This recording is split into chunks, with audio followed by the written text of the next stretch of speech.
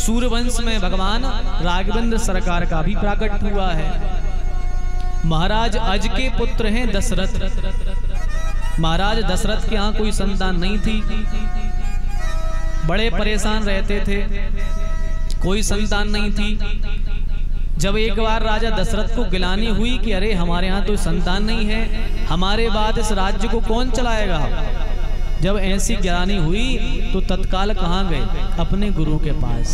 यदि जीवन में कभी समस्याएं आए, जीवन में कभी रास्ता ना मिले कि अब क्या करें, तो क्या करना चाहिए? अपने गुरु की शरण में जाना चाहिए। अपने गुरु की शरण में जाओ और गुरु से मार्गदर्शन करो।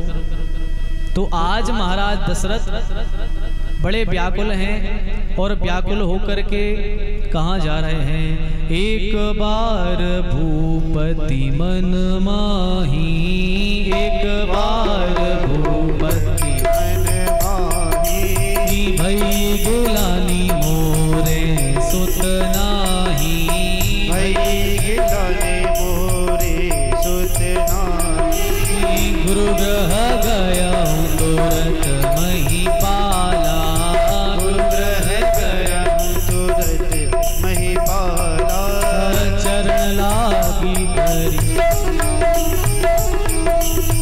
चरण लागी धरी विनय विशाला।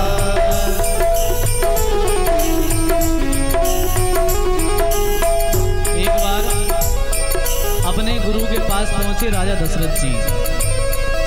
गुरु के पास गए, गुरु जी से कहा कि गुरुदेव मैंने तो अपना जीवन यापन कर लिया। देखो पहले के राजा जो थे, चाहे सूर्यवंश के राजा हो और चाहे कलयुग में महाराजा छत्रपति हो, शिवाजी हो, छत्रसाल हो, इन सब ने अपने धर्म के लिए लड़ाई करी है, अपने लिए कभी कुछ नहीं मांगा, केवल और केवल अपने राज्य के लिए, अपनी जनता के लिए सब कुछ मांगा है। ऐसी राजा दशरथ ने गुरुदेव से कहा, गुरुदेव मुझे ये चिंता नहीं है कि मेरे मरने के बाद मेरे परिवार का क्या होगा, मुझे गुरुदेव ये चिंता है कि मेरे मरने के बाद हमारी इस जो हमारे जो राज्य के लोग हैं, हमारी जो सेना है, हमारे जो परिवार के अयोध्यावासी, इनको कौन संभालेगा? परिवार तो ठीक है, पर हमारी जो इतने बड़े हमारा पूरा अयोध्या का परिवार है, अयोध्या के जो लोग रहा करते हैं, इतने मानव हैं, इनका कौन देखभाल करेगा? हमें ये बड़ी चिंता है। जब यह कहा तो क्या हुआ? निज दुख सुख सब गुरु ही सुनावा, निज दुख सुख सब गुरु ही सुनावा, निज दुख सुख सब गुरु ही सुनावा, निज दुख तुझ सब गुरु ही सुनावा। सब अपना जो खुद का दुख है सब सुना दिया गुरु जी को। और गुरुदेव ऐसे होते ही हैं कि जो अपने शिष्य की चिंता को हर लिया करते हैं। तो गुरुदेव ने क्या किया? श्रृंगी ऋषि तुरंत बुलावा, श्रृंगी ऋषि वशिष्ठ बुलावा, श्रृंगी ऋषि वशिष्ठ बुलावा, श्रृंगी ऋषि वशिष्ठ बुलावा, पुत्र काम शुभ यज्ञ करावा, पुत्र काम शुभ यज्ञ करावा। और जैसे ही सुना वशिष्ठ जी ने, तो वशिष्ठ जी ने किसको बुलाया? अपने महात्मा श्रृंगी को। श्रृंगी जी कौन है? मानदान को बुलाया यज्ञ करने के लिए, दशरथ जी के मानदान को बुलाया यज्ञ करने के लिए। इसलिए अपन कोई भी अनुष्ठान करते हैं, घर में विवाह हो, यज्ञ हो, तो अपने मानदानों को बुलाते हैं। क्यों? क्योंकि ये दशरथ जी ने भी किया। उनके मानदान हैं कौन? श्रृंगी ऋषि। कौन है श्रृंगी ऋषि? दशरथ जी के। श्रृंगी ऋषि पता कौन है दशरथ जी के? उनके जो हैं दामाद हैं, दशरथ जी के दामाद हैं श्रृंगी ऋषि। श्रृंगी ऋषि का विवाह माता शांता के साथ हुआ। वाल्मीकि रामायण में दशरथ जी की एक पुत्री का वर्णन है जिनका नाम है शांता, जिनका विवाह श्रृंगी ऋषि के साथ होता है।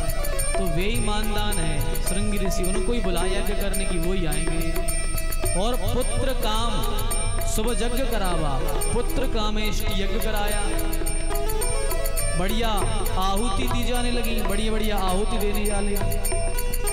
अब श्रृंगी ऋषि ने पूछा दशरथ जी से पूछा कि आपको क्या चाहिए है, आपको किसका बल है। तो दशरथ जी कहते हैं एक भरोसो एक बल एक आस विश्वास, एक राम घनश्याम चातक तुलसीदास।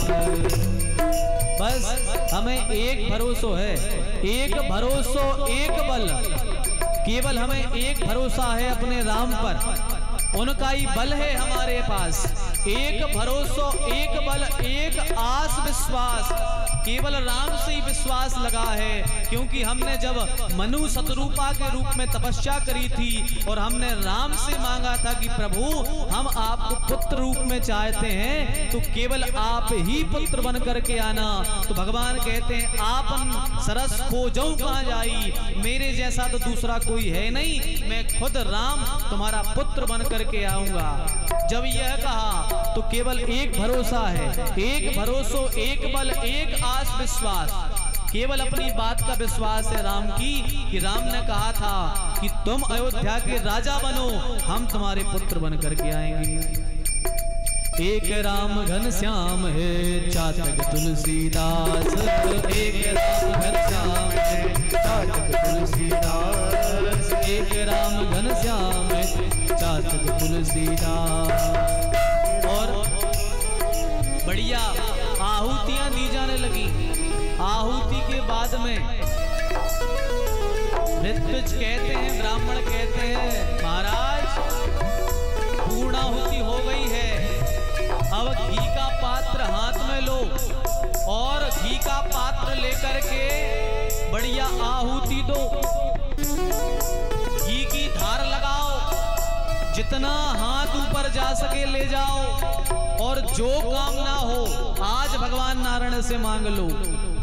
ऐसे घी का पात्र पकड़ा, धीरे धीरे घी की धारा देने लगे, और घी की धारा देते देते क्या हुआ कि यज्ञ में से यज्ञ नारायण भगवान प्रकट हो गए। यज्ञ नारायण प्रकट हो गए, हाथ में चरु लेकर के आए, और चरु लेकर के आए, कहा महाराज यह चरु अपनी पत्नियों में आधा आधा हिस्सा करके बांट दो। अग्नि नारायण चरु देकर के अंतर्धान हो गए। फिर अर्ध भाग कौसल्या दीना, अर्ध भाग कौसल्या दीना, ओ भाग आधे कर लीना, ओ भाग आधे कर लीना। अब दशरथ जी ने क्या किया, चरु लेकर के आए, खीर अर्ध भाग कौशल्या दीना, उसका आधा भाग बनाया, माता कौशल्या को दे दिया, ले आधा भाग बड़ी महारानी तुम खाओ। और जो आधा भाग बचा उसमें से दो भाग किए आधे आधे, एक दे दिया सुमित्रा जी को, एक दे दिया माता कैकेयी को। तीन भाग हो गए, एक भाग में से आधा किया तो आधा पूरा दे दिया कौशल्या जी को, और आधे में से दो भाग किए तो एक भाग दिया सुमित्रा जी को और एक भाग दिया कौशल्या जी उनको, कैकेयी जी को। अब कैकेयी माता हाथ में चरु लेकर के चली जा रही थी। आंजनेय पर्वत पर माता अंजना तपस्या करने बैठी हैं, क्योंकि माता अंजना को एक ऋषि का शाप था कि तुम विवाह के पहले गर्भवती हो जाओगी, विवाह के पहले तुम्हारे यहाँ संतान होगी। अब माता अंजना बड़ी घबराई, हे भगवान मैंने आज तक परपुरुष का चेहरा नहीं देखा, किसी पुरुष को मैंने देखा नहीं, ये तो अनर्थ हो जाएगा। तो माता अंजना आंजनेय पर्वत पर बैठ कर के भगवान शिव की तपस्या कर रही थी, शिव की तपस्या कर रही थी माता अंजना। और भगवान शिव ने प्रकट होकर के माता अंजना से कहा था कि हाथ खोल करके बैठना, हाथ खोल करके बैठना। आपको वरुण वायुदेव आपको प्रसाद ला करके देंगे, उस प्रसाद को स्वीकार कर लेना, जिससे आपके यहाँ संतान भी हो जाएगी और आपको कलंक भी नहीं लगेगा। तो कैकई माता वह चरु लेकर के जा रही थी। इतने में क्या हुए, गिद्धनी आई और उस गिद्धनी ने कैकई माता के हाथ से वह चरु उठाई और वह चरु लेकर के उड़ गई। अब चरु लेकर के जब वह गिद्धनी उड़ी तो गिद्धनी थी भूखी, उसने सोचा हम खा लेंगे, लेकिन जैसे ही वह आंजनेय पर्वत पर पहुंची वहां कुछ एक पक्षी और आया, उसने जैसे ही लड़ाई हुई दोनों पक्षियों में तो उस गिद्धनी के हाथ से वह चरु छूटी और वह चरु आकर के सीधी माता अंजना के हाथ में गिर गई और वह चरु पा करके माता अंजना गर्भवती हो गई। केसरी जो है उनके साथ में विवाह हो गया और हनुमंत लाल जी महाराज का प्राकट्य हो गया। बोलिए हनुमान जी महाराज की जय। यदि अपन एक अनुमान लगाएं तो हनुमान जी राम जी के भाई ही हैं, क्योंकि कैकई माता के भाग से हनुमान जी का प्राकट्य हुआ है। कैकई माता का भाग ले गए। अब कैकई माता के पास चरु ना बची, चिंतित हो गई तो कौशल्या जी ने अपनी आदि चरु करके माता कैकई को प्रदान करी कि ये खा लो, आपके यहाँ भी संतान हो जाएगी, जिसको पाने से राम जी के जैसे ही भगवान के एक रूप में भरत महाराज का प्राकट्य हो गया। इसलिए भरत जी और राम जी में कोई भेद नहीं है, दोनों एक से लगते हैं। भरत जी और राम जी बचपन में कोई पहचान नहीं पाता था कि राम कौन है भरत कौन है। दोनों में कोई पहचान नहीं कर पाता था कि राम कौन है भरत कौन। क्यों? क्योंकि कौशल्या माता के आदि भाग से भरत जी का प्राकट्य हुआ है। सहसा लख न सके नर नारी, बिल्कुल एक से लगते थे। गोस्वामी जी ने लिखा है बचपन में तो ऐसा हो जाता था भैया कि अब तो एक से लगते, तो किसी की ऐसी स्थिति बन जाती थी कि कौ राम जी अच्छा पयपान कर ले बेचारे भरत जी भूखे रह जाएं, और किसी दिन ऐसा होता था कि भरत जी पयपान खूब कर ले राम जी भूखे रह जाएं। क्यों? क्योंकि दोनों माताएं लाड करती थी। जैसे कैकई माता आई, कैकई ने देखा अरे प्यारा राम भूखा बैठा है, चलो इसको पयपान करा दे, तो राम जी को कैकई माता ने भी करा दिया, कौशल्या जी हैं सो कौशल्या जी ने भी करा दिया। अब बेचारे भरत जी बैठे, और किसी दिन कौशल्या जी भरत को पयपान करा दे और कैकई जी भी भरत जी को करा दे राम जानकर, तो किसी दिन कहो भरत भूखे रहे, किसी दिन राम भूखे रहे, ऐसी स्थिति बन जाए। एक दिन बड़ी परेशान हो गई दो ही माताएं। अब कौशल्या जी और कैकई जी गुरु जी के पास गई। बोले गुरु जी आप कोई उपाय बता दो कि हम इनमें से पहचान लें कि राम कौन है भरत कौन है। अरे हम पहचान नहीं पाते, इनके साथ बड़ा अत्याचार होता है, किसी किसी दिन बेचारे भूखे रह जाते, बताओ आप कोई उपाय बता दो। वशिष्ठ जी ने कहा इतनी सी बात अब भी बताए देते हैं। बोले आप पहचान नहीं पाती राम कौन है और भरत कौन है? कहा नहीं पहचान पाते। तो वशिष्ठ जी कहते हैं बहुत सरल उपाय है देवी। कितना सरल उपाय है राम और भरत को पहचानना? बोले कैसे? बोले दोनों को सामने खड़ा करो। दोनों को सामने खड़ा कर दिया, भरत जी को और राम जी को। अब वशिष्ठ जी बोले देवी ये राम है ये भरत है। कौशल्या जी बोले गुरुजी आप कैसे पहचानेंगे कि ये राम है ये भरत है? कैसे पहचाने? बोले हम पहचान गए, आप लोग को नहीं पता लग रहा कैसे ये राम है भरत? बोले नहीं गुरुजी हमें भी बता दो पहचान, हम भी पहचान लेंगे भरत यही है और राम ये है। तो गुरुजी ने देखो कितना प्यारा उत्तर दिया, कितना प्यारा उन्होंने समझाया कि राम कौन है भरत कौन है। तो गुरुदेव वशिष्ठ जी कहते हैं देवी जिसकी नजरें चरणों की तरफ हो, जो सामने वाले के चरणों की तरफ देख रहा हो, समझ जाना ये भरत है, और जो नजरों से नजरें मिलाए खड़ा हो समझ जाना वो राम है। क्योंकि राम भरत को देखे बिना नहीं रह सकते और भरत राम जी के चरण देखे बिना नहीं रह सकते हैं, ये उनकी पहचान है।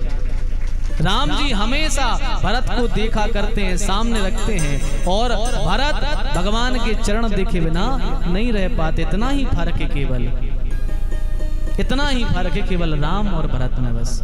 जब भैया बचपन में राम जी और भरत जी खेला करते थे तो राम जी के साथ लक्ष्मण जी होते और भरत जी सामने वाली पार्टी में हुआ करते थे। किसी ने कहा कि भरत तुम तो राम जी के बड़े भक्त हो, तुम उनसे बताओ विपक्ष पार्टी में खड़े हो गए क्यों? अरे वो लक्ष्मण कितना सौभाग्यशाली है जो राम जी के साथ खड़ा है, तुम उनके विपक्ष में हो गए। तो भरत कहते हैं भैया हम क्या बताएं, हम राम जी के दर्शन करने के लिए विपक्ष में भी जा सकते हैं। यदि लक्ष्मण के जैसे खड़े होते तो राम जी वहां बगल में होते, हम दर्शन ना कर पाते, लेकिन राम जी वहां विपक्ष में है तो हमें सीधे राम जी के दर्शन होते हैं, इसलिए हम विपक्ष को चुना करते हैं। ऐसे हैं भैया भरत जी। बड़ी प्यारी कथा है राम जी और भरत जी की। भरत राम ही की अनुहारी और सहसा लख न सके नर नारी। गोस्वामी जी कहते हैं भरत राम जी के ही तरह हैं, कोई पहचान नहीं सकता, ऐसे भरत जी हैं। तो भैया चारों भैयाओं का प्राकट हो गया। अब जब चारों ही भैयाओं का प्राकट हुआ, धीरे धीरे बड़े होने लगे। विश्वामित्र जी आ गए। विश्वामित्र जी आए और राम जी और भरत जी को लेकर के गए, ताड़का का उद्धार किया। और ताड़का का उद्धार करने के बाद बस विश्वामित्र जी के यहाँ एक चिट्ठी आई। चिट्ठी कहाँ की थी? चिट्ठी थी जनकपुर की। क्यों? क्योंकि जनकपुर में था स्वयंवर, और स्वयंवर की चिट्ठी आई जब विश्वामित्र जी के यहाँ, तो विश्वामित्र जी ने सोचा कि राम और लक्ष्मण को भी स्वयंवर में ले जाना चाहिए। अब इनकी भी भावरें परवा दी जाएं। विश्वामित्र जी ने सोचा कि अब भावरें परवा ही दो इनकी, क्योंकि विश्वामित्र जी दशरथ जी से पहले ही के आए थे। जब मांगने गए थे कह रहे थे सुनो, बातों में कह दिया था महाराज दशरथ हम इनको लेके जाएंगे तो बढ़िया प्यारी प्यारी बहू लेके आएंगे। अच्छा, ससुर को बहू की बड़ी शौक होती है, ससुर को और सास को बड़ी शौक, ससुर को ज्यादा होती बहू की शौक। हाँ, तो वशिष्ठ जी ने विश्वामित्र जी ने बहुत समझाया, बोले देखो जब तुम्हारी बहू आएगी, तो अब सपने देख रहे हैं दशरथ जी आंखों ही आंखों में, तुम्हारी राम की बहू आएगी कितनी प्यारी होगी, जब वो पिताजी कहकर तुमसे बोलेगी, और जब पहली बार आएगी बढ़िया तुम्हें खीर बना करके खिलाएगी और तुम्हारी बढ़िया सेवा करेगी, राम की तरह सेवा करेगी तुम्हारी है। तुम्हारी एक बहू आएगी, तुम बढ़िया ठाठ से कहोगे अरे बहू जरा ये तो लाना, बहू जरा गरम गरम रोटी बनाना। दशरथ जी बड़े प्रसन्न हुए। हाँ हाँ बहू के फायदा तो हैं, बहू के फायदा हैं। हाँ विश्वामित्र जी ले जाओ, कोई बात नहीं, बहू आनी चाहिए। अब विश्वामित्र जी भी सोच रहे कि राम का विवाह जो है हो ही जाए, क्योंकि सीता जी को भी जानते थे वे, इस सीता केवल राम की ही है, रावण की तो है नहीं। और यदि राम लक्ष्मण उस सभा में नहीं जा रहे तो वह स्वयंवर संपन्न होने वाला भी नहीं है। इसलिए विश्वामित्र जी ने कहा कि राम तुमने हमारा यह यज्ञ तो संपन्न करा दिया, अब चल करके जनकपुर में यज्ञ है धनुष यज्ञ, वह भी संपन्न करा दो। दोनों जन चले राम और लक्ष्मण जी। अब भैया शादी वाले दूल्हे को मोर लगाई जाती है, दूल्हा को मोर लगाई जाती है, कुछ नेंगे करे जाते हैं। अब विश्वामित्र जी सोच रहे कि ऐसी तो विचार करके आए नहीं थे, वरना कुछ नेंग करते, तो क्या किया जाए, अब दूल्हा को मोर तो लगानी है। सो विश्वामित्र जी ने क्या किया कि राम जी को लक्ष्मण जी को मोरे आम के नीचे बिठा दिया। मोरो आम जाना, मोरो आम जाना सब जाना सुनियो गांव के यार। जब आम बढ़िया फल लगने वाले होते मोर जाता है, तो ऐसे मोरे आम के नीचे राम जी को बिठा दिया। मतलब भाव ये है कि लो अब राम जी के मस्तक पर मोर भी लग गया, अब माने विवाह पक्का ही है। किसी ने बुंदेली में बड़े भाव लिखे हैं, बड़ा प्यारा भजन है कि मिल गए हो आम तरे आम तरे सो दूल्हा बन हो हरे हरे मिल गए हो आम तरे भैया आम तरे दूल्हा बन हो हरे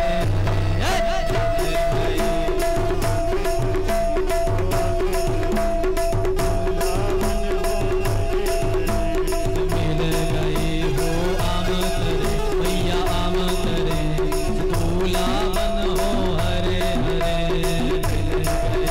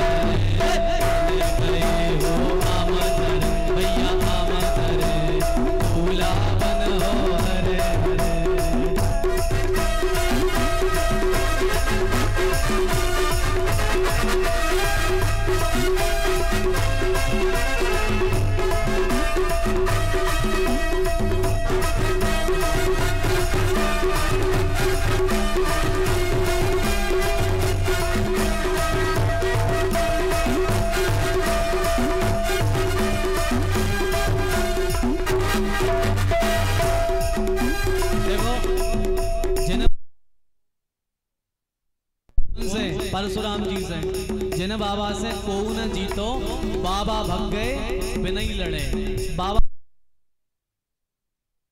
और 10,000 से टूटो नैया 10,000 से या 10,000 से टूटो नैया 10,000 से या टूटो नैया टूटो नैया टूटो नैया टूटो नैया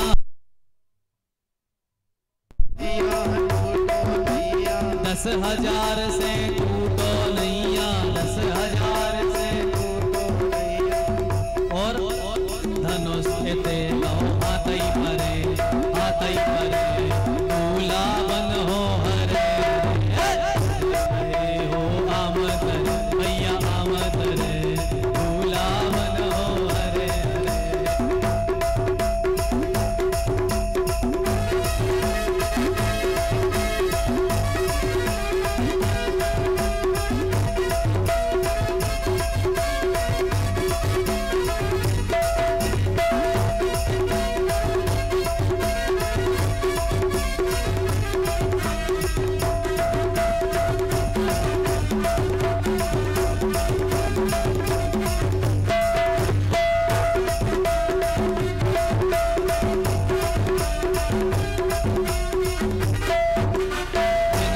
पत्थरा तर गए जिन पाँव से पत्थरा तर गए जिन पाँव से पत्थरा तर गए जिन पाँव से पत्थरा तर गए पत्थरा तर गए हम पत्थरा तर गए पत्थरा तर गए हम पत्थरा तर गए हम पत्थरा तर गए पत्थरा तर गए हम पत्थरा तर गए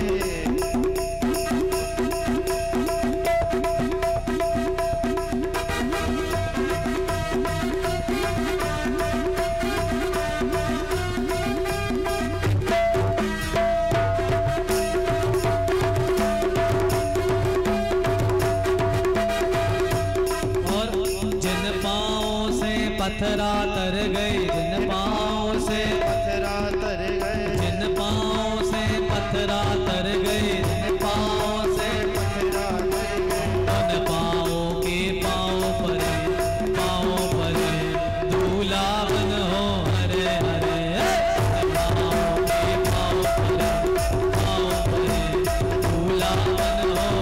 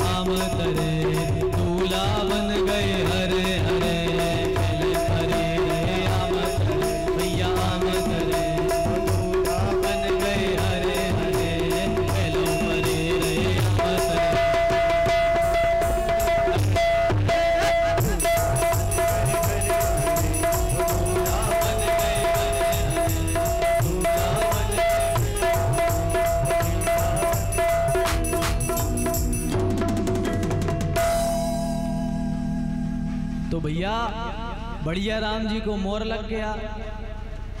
अब बढ़िया मोर लग गया। मोर लगने के बाद में क्या हुआ कि जैसे ही जनकपुर में पहुंचे और पुष्प वाटिका में जैसे ही सीता राम जी की नजर लड़ी, इनको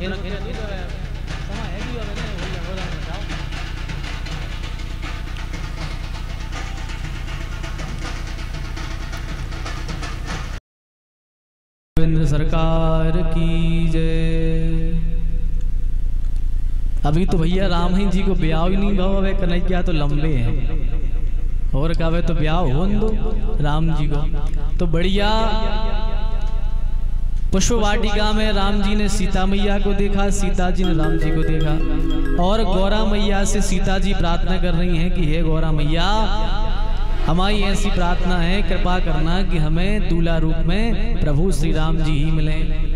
ऐसी प्रार्थना करी और गौरा मैया कह रही हैं भगवान ऐसा करना, धनुष को इतना बल दे देना, हे शंकर जी इतो बढ़ा दियो, इतनो गरव कर दियो कि कोई राजा से उठे ही नहीं, अकेले जी ही उठा पाए और कोई उठा ही ना पाए, ऐसी कृपा कर दियो। तो भगवान रामचंद्र जी धनुष यज्ञ में पहुंचे। बड़े बड़े राजा महाराजा आए, कई सब उठाने लगे लेकिन कोई धनुष ना उठा पाया। 10-10 हजार आदमी मिलकर के आए, वे भी धनुष ना उठा पाए, वे भी धनुष नहीं उठा पा रहे। लेकिन जैसे ही राम जी खड़े भये, गुरु जी को प्रणाम किया और जैसे ही धनुष का स्पर्श किया भैया, स्पर्श मात्र से जो है धनुष टूट गया। बोलिए रामचंद्र भगवान की जय हो। धनुष भंग हुआ। इसके बाद में जयमाल माता सीता ने प्रभु श्री राम जी के गले में पहनाई है। इसके बाद में छोटी सी कथा और राम जी के उसके बाद में जन्म की ओर चलते हैं, वही महोत्सव मनाएंगे अपन। जब राम जी का विवाह संपन्न हुआ तो कुछ भगवान राम की सालियां होते हैं भैया, थोड़ी जीजा से हटी खेली करने वाली, तो कुछ सालियां राम जी से मजाक कर रही हैं।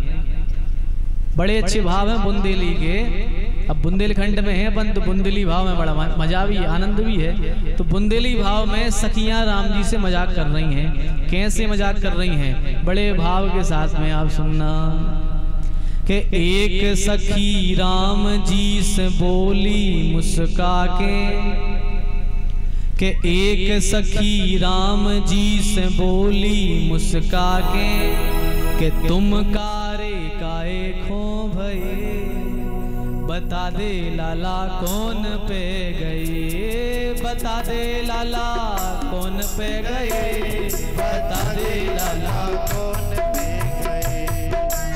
एक सखी राम जी से बोली मुस्का के तुम कारे काए खो भये, बता दे लाला कौन पे गए, बता दे लाला कौन पे गए, बता दे लाला कौन पे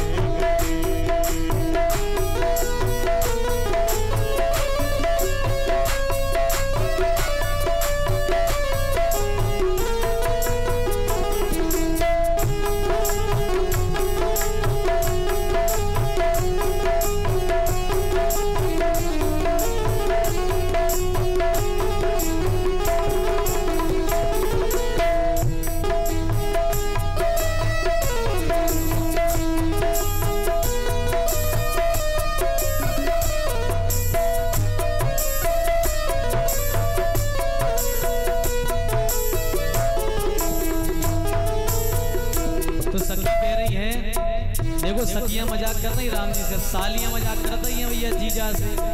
तो एक सखी कह रही है पूज पिता कारे नकारी मताई, पूज पिता कारे नकारी मताई, पूज पिता कारे नकारी मताई, पूज पिता कारे नकारी मताई। तुमने जा छवि लाला कहाँ से है पाई, तुमने जा छवि लाला कहाँ से पाई। एक सखी कह रही है कि जा तो बताओ राम जी कि तुम जे कलू कहाँ से हो गए। अपनी भाषा में गए तो सखियां कह रही हैं कि राम जी तुम जे कलू कहाँ हो गए। अरे यदि बाप में ताई तनक करी क्या हो तो मोड़ी मोड़ों पे असरात है, लेकिन ने तुम्हारे बाप करिए ने तुम्हारी मताई करी क्या, मतलब तुम कलू कहाँ से हुआ है। और सखियां कह रही हैं पूरी अयोध्या में कारो न कोई, पूरी अयोध्या में कारो न कोई, पूरी अयोध्या में कारो न कोई, पूरी अयोध्या में कारो न कोई। तो तुम कारे काए खो भये, बता दे लाला कौन पे गए, बता दे लाला कौन पे गए, बता दे लाला कौन पे गए, बता दे लाला कौन पे गए, बता दे लाला कौन पे गए, बता दे लाला कौन पे गए, बता दे लाला कौन पे गए। अब राम जी तो अपने बड़े सकोची हैं भैया, राम जी ज्यादा बोलते नहीं, तो राम जी तो कुछ नहीं कह रहे, लक्ष्मण जी बोले।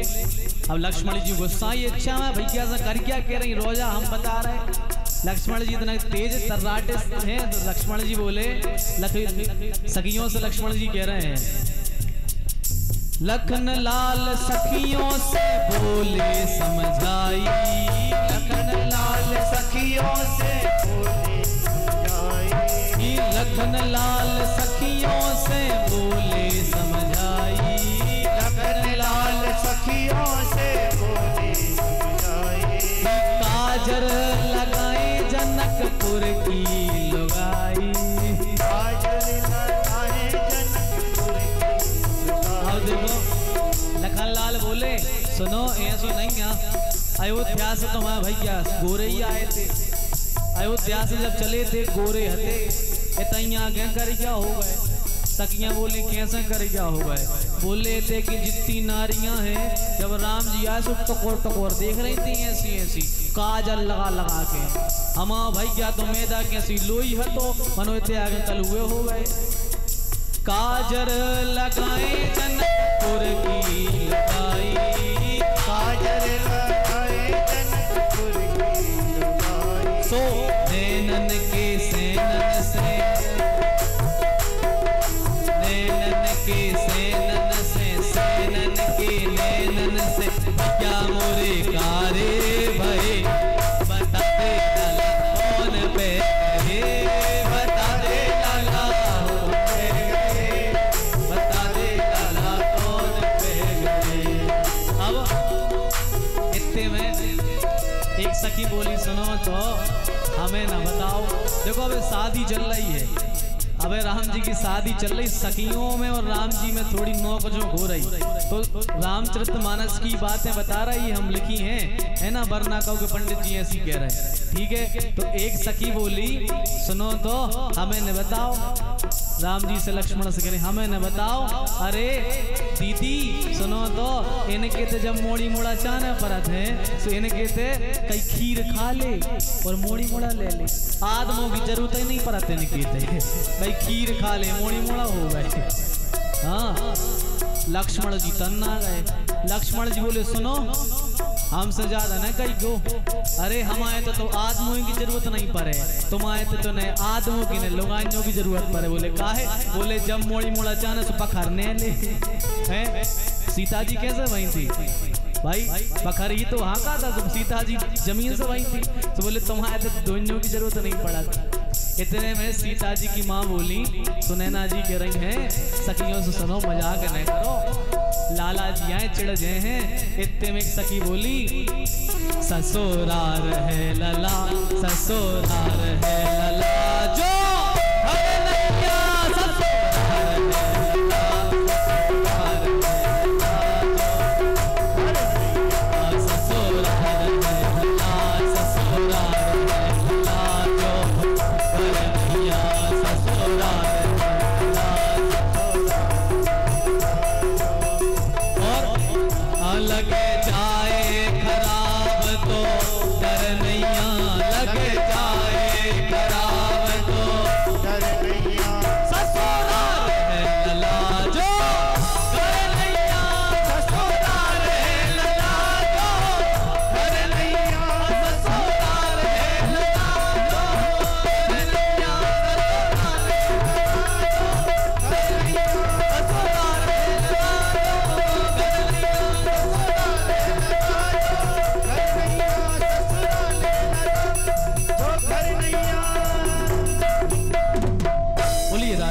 सरकार की जय हो। अच्छा, एक जगह ऐसी छूट है, देखो राम जी को कोई गाली तो दे नहीं सकता, कि दे सकता बताओ? राम जी को कोई गाली नहीं दे सकता, लेकिन राम जी ने एक जगह ऐसी निर्धारित करी है जहां लोग राम जी को गाली देते हैं और राम जी बड़े खुश होकर के सुना भी करते हैं। एक ऐसी जगह हर आदमी के जीवन की आती भैया, आंसू भैया कहते भी हुई है, आदमी कोई से गारी न सुने, लेकिन एक जगह बड़े सुने भी गारी, हंसे भी, कहा अपने अपने जनकपुरी में।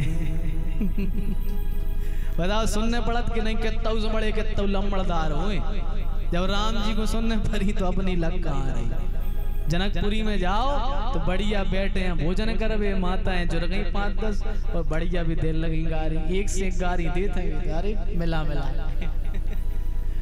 अब भी कल सुने गारियां, नहीं सुना रहे हम, अच्छी अच्छी गारियां। तो ऐसे प्रभु श्री रामचंद्र जी का विवाह माता सीता के साथ में हुआ, चारों भैयाओं का विवाह चारों ललियों के साथ में हुआ। बोलिए राघवेंद्र सरकार की जय हो।